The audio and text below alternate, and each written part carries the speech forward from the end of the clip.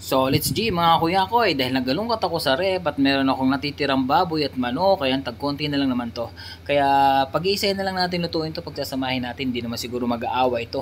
Kasi parehas naman yung karne at masarap naman parehas yan, so magkakatalo na sa luto ni Totsi ngayon. Kaya pinagsama ko na siya dahil konti lang naman sila. So ayan, first step tayo, syempre ayan, alam niyo naman, papait mo tayo ng kawali. Yan, lagyan natin konti mantika, tapos lagyan natin ng bawang syempre, pampaaroma, pampabango, ayan. Hindi ko na siya chinap-chop na maliliit. Siyempre mas masarap kainin yung medyo buo-buo pa. Dinurog ko lang siya ng buo. Ayan. Mga ilang ano yan, mga ilang tipak din yan siguro, mga 6, 7, 8. Basta yun na yun, kayo na lang umusga. So ayan, ligay ko na yung luya. Minekos-mekos ko na siya. Siyempre kinamay ko na yan dahil ako lang naman, kami lang naman ni Aida ang kakain yan. Tsaka malinis naman ang kamay ko. Nagugas naman ako siyempre. Siyempre special lang. Kailangan ugasan ka muna ba ako magkamay-kamay na lulutuin, di ba? So ayan, mekos-mekos lang yan guys. Okay, so ayan. Tignan mo lang naman, tatansya mo lang nasa side na yan.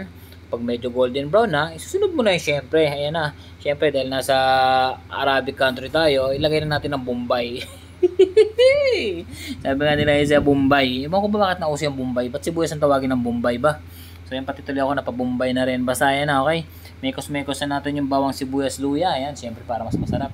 Kaya kung may idea ka na ba guys, kung anong lutong gagawin ko rito? Sa baboy at manok na pinaghalo ko na, tulad nga nasabi ko sa inyo doon sa pinahula ko kanina, kahapon na mekos-mekos ako magluto. So ano ko, sana naman may nagmagawa nito.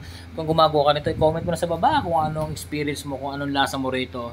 Okay, nakita nyo naman nakita natin golden brown syempre dahil medyo matigas, makunat ang karne ng baboy, unahin natin siya, syempre. Ayan. Ayan, mekos-mekos lang ulit natin dyan sa sibuyas, bawang luya. Ilagay na natin yung baboy. Ayan na. So, mekos-mekos lang. Antayin na natin siguro mga antayin lang natin na mag golden brown yung yung baboy, Ayan, konting kita niyo naman at the beginning, konting bawang lang, konting mantika lang nilagay ko kasi alam naman natin magmamantika pa tong baboy. So, ayan, kaya ayan, okay. Golden brown lang natin, syempre takpan na muna natin. Magtutubig pa yan, magkakatas yan, lalabas ang katas ng baboy. Syempre, ayan. Kung mapansin nyo, ayan na, golden brown na. So ano pang hinihintay nyo? Let's G. Isunod na natin yung ating chicken, manok, ayan. Mekos-mekos na rin natin yan silang dalawa. Bahala na sila dyan.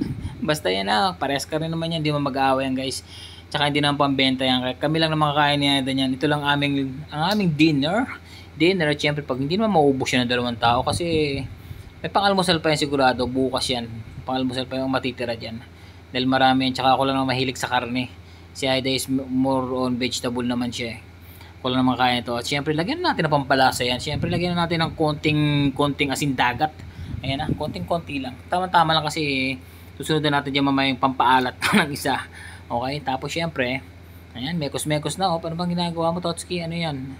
Ang dami mo, kompleto ka na dyan Tapos ano yan? Uy, sana all may mga may mga pangalan pa talaga. Okay?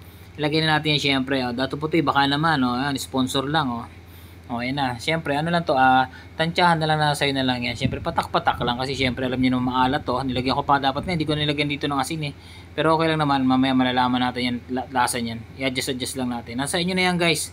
Kung maglalagay pa kayo ng asin sa ganitong klase ng luto, di ba? So ayan na, okay, mekos-mekos natin ng konti.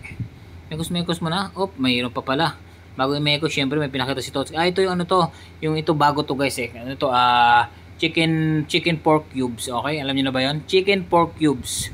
Masarap yan, ang pampalasa talaga diyan. Syempre nagpapalasa diyan, chicken pork cubes, okay? Meron ba kayong mabibili niyan diyan guys? Pa-comment naman kung meron kayong alam niyan, chicken pork cubes na pinaghalo ang stock. Siyempre lagyan na natin ng paminta yan. Isa pa yan, pampalasa rin yan, paminta. Basta alam niyo naman si Totski, mga mekos-mekos ang luto. Hindi ko alam kung meron dito sa dictionary, pero sana meron. Tsaka okay na yan, hindi mag-aaway ito, hindi magreklamo itong luto natin. Ayan medyo amoy pa lang, ulam na. Lagyan na natin ng 3 pampalasa.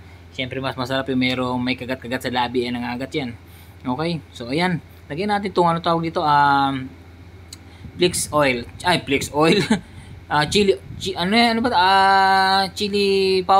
powder, hindi, chili flakes pala yun, nabubulol na ako, basta yun na yun, chili flakes guys. Okay, lagyan natin ng chili flakes.